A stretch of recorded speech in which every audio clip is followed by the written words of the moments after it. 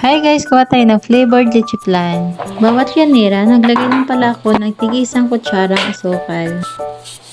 Pwede kayong maglagay ng tig 2 kutsara. So, depende sa inyo kung gaano karaming asukal yung gusto nyo. Pero sa akin, isa is good na. Then, caramelize lang natin hanggang ma-achieve natin yung ganitong brown. Dito sa isang mixture, gumamit ako ng extra large egg. 1 big condensed, 1 big iba, at 1 tablespoon of vanilla. Haluin lang ng mabuti hanggang sa mawala yung buo-buo. So, pagkatapos nyan, sinala ko lang pala ng hanggang 3 beses para maging smooth yung ating mixture.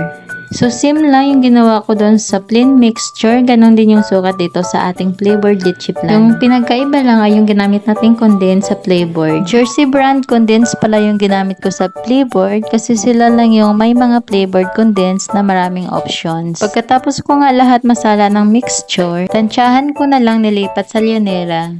Disclaimer lang, hindi ako veterano sa paggawa ng leche flan pero ganito ako paano gumawa. Bago natin pala i-steam, takpan muna natin ng foil ay hindi matuluan yung ating mixture. So, dapat kulong-kulo pala yung tubig. Bago ko din nilagay yung leche flan, pinahinaan ko muna yung apoy. At ito na yung ating leche flan pagkatapos na 1 oras na pag-i-steam.